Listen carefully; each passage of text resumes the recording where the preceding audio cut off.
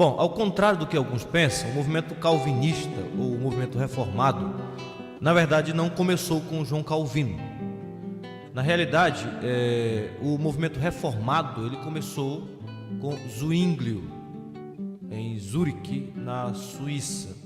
E os historiadores nos contam que desde cedo Zwinglio recebeu até uma boa educação, com forte influência humanista.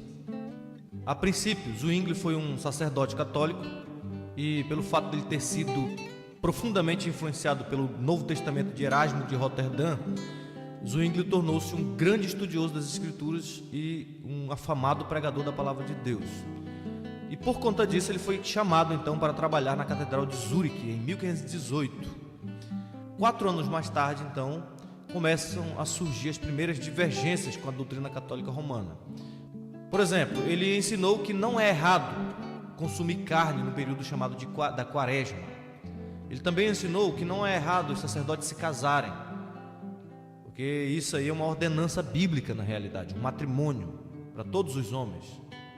Foi em 1523 então que houve o primeiro debate público na cidade de Zurique, e aí então a cidade começou a se tornar protestante.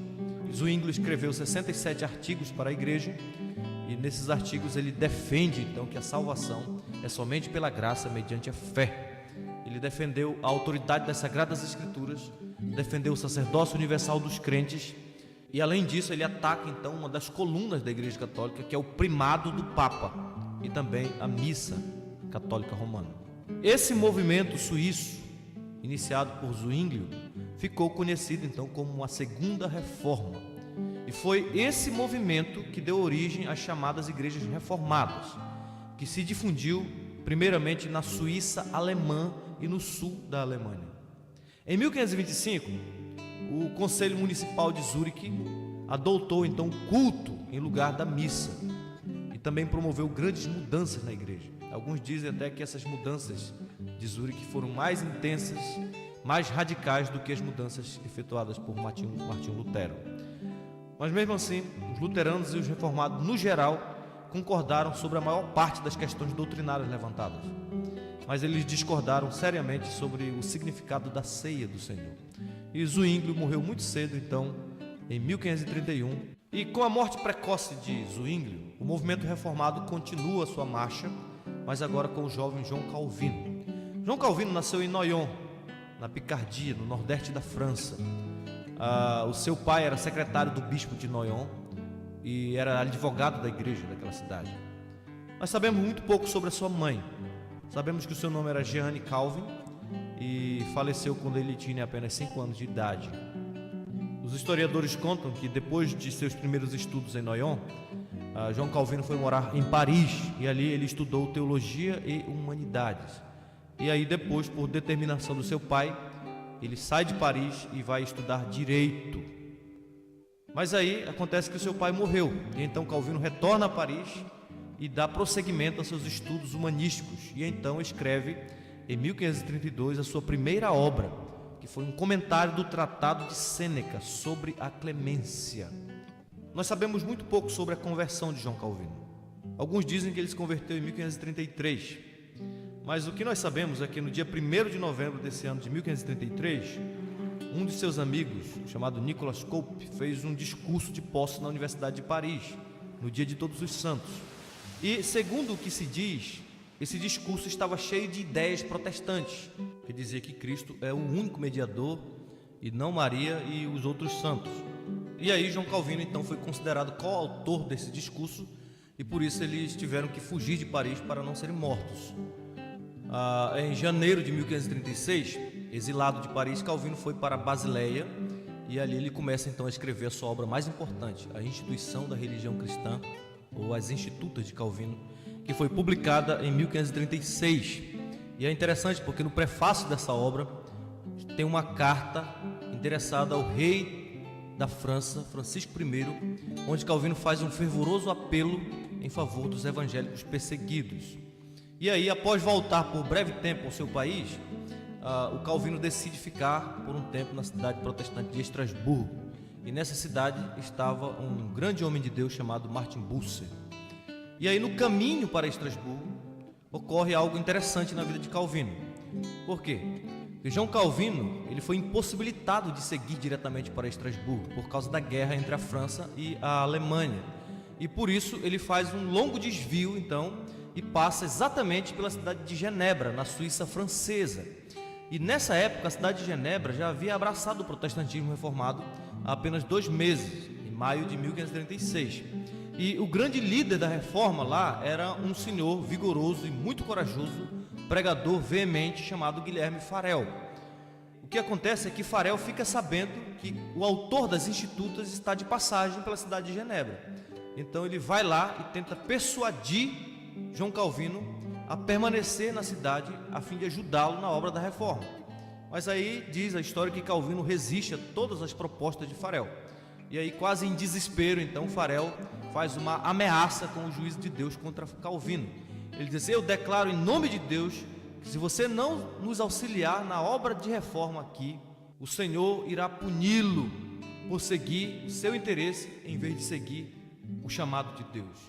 E aí diz então que Calvino ficou extremamente comovido com a ameaça do juízo de Deus e, em obediência ao Senhor, concorda em trabalhar com Farel na difícil tarefa de reformar a cidade de Genebra. E não demorou então para que Calvino e Farel começassem a enfrentar conflitos com os magistrados de Genebra. E 2 anos depois, por causa dos conflitos, eles foram expulsos da cidade. Calvino vai então finalmente para Estrasburgo, onde, conforme ele próprio diz, ele passou os 3 anos mais felizes e produtivos da sua vida. E ali naquela cidade, a pedido de Martin Bucer, Calvino pastoreia então uma congregação francesa de 500 pessoas. Em agosto de 1540 ele casa-se com uma viúva de um anabatista chamada Idelete de Bury. Ali também ele participou de conferências religiosas ao lado de Martin Bucer. Ele publicou também algumas de suas obras mais importantes, a 2ª edição das Institutas e o comentário de Romanos. E foi dali de Estrasburgo que ele escreveu uma resposta ao chamado cardeal Sadoleto. E por que ele fez isso? Porque quando Sadoleto, que era um católico, viu que Genebra havia expulsado os seus reformadores, ele escreveu para a cidade na tentativa de ganhar de volta Genebra para o catolicismo. E aí, como não tinha ninguém lá na cidade para responder a Sadoleto, eles então foram atrás de João Calvino. E aí a relação entre eles começa então a melhorar, entre Calvino e os genebrinos. Mas, meus irmãos, em 13 de setembro de 1541, a paz de João Calvino vem a acabar. Genebra pede para que ele volte para a cidade. E ele não queria retornar porque, segundo ele próprio diz, aquela cidade havia feito muito mal para ele. Naquela cidade ele morria 1000 mortes diariamente. Mas aí os magistrados de Genebra insistem com seu retorno. E aí Calvino aceita então voltar, com a condição de que pudesse escrever a Constituição da Igreja Reformada de Genebra. E algo interessante é que quando Calvino retornou ao púlpito, diz a história que ele retornou à sua exposição dos Salmos e ele começou exatamente no lugar em que ele havia parado quando foi expulso há 3 anos atrás. No verão de 1542, o filho de João Calvino nasceu e morreu apenas 2 semanas mais tarde. Isso, sem dúvida nenhuma, conforme ele mesmo diz, foi um grande golpe para Calvino. Ele escreveu a um amigo dizendo o seguinte: o Senhor certamente me afligiu uma severa e amarga ferida na morte de nosso filho. No entanto, Ele mesmo é o Pai e sabe o que é bom para seus filhos. Bom, o que acontece então é que Calvino elabora para a igreja de Genebra aquilo que ficou conhecido como ordenanças eclesiásticas. E nessas ordenanças ele ensina 4 categorias de oficiais para a igreja: os pastores, que eram encarregados da pregação e dos sacramentos; os doutores, encarregados do estudo e do ensino da Bíblia; os presbíteros, que tinham funções disciplinares; e os diáconos, que eram encarregados da beneficência, da obra de caridade. Os pastores e os doutores formavam a chamada Companhia dos Pastores. Os pastores e os presbíteros integravam o consistório, que era uma espécie de tribunal eclesiástico. Os anos de 1553 e 1554 foram terríveis para João Calvino. Isso porque havia em Genebra um grupo de homens não regenerados, não crentes, chamados de libertinos. E esse pessoal queria uma boa reputação na igreja, e eles queriam participar da ceia do Senhor. E Calvino negou a ceia a eles, mas infelizmente as autoridades municipais ficaram do lado dos libertinos. e ordenaram então que a igreja servisse a ceia do Senhor aos libertinos. Mas Calvino não permitiu que isso acontecesse. Calvino não recuou diante do seu ponto de vista. E quanto a isso, ele disse o seguinte: vocês podem esmagar estas mãos, podem arrancar meus braços, podem tirar minha vida, meu sangue é de vocês, podem derramá-los, mas nunca me forçarão a dar as coisas santas aos profanos e desonrar a mesa do meu Deus. E para completar a história, em 1553, o médico espanhol Miguel Serveto estava preso na Espanha, aguardando a execução pelos católicos romanos, pelo fato dele negar a doutrina da Trindade. Ele até conseguiu escapar, e ele foi parar exatamente na cidade de Genebra, e lá ele foi preso e executado por heresia. Obviamente não foi João Calvino quem condenou Serveto à morte. Ele até pediu uma penalidade mais branda para Serveto. No entanto, Calvino teve uma participação nesse trágico episódio, uma vez que ele não lutou contra o Estado a fim de impedir a morte de Serveto. E isso, sem dúvidas, é lamentável para todos aqueles que admiram João Calvino. Como alguém já disse, ele pecou como todos os nossos heróis pecaram, exceto um, Jesus Cristo. Assim como Lutero, Jonathan Edwards e Spurgeon, sua maior virtude está em nos apontar para além de si mesmo, para aquele que nunca falhou e tomou sobre si as nossas falhas.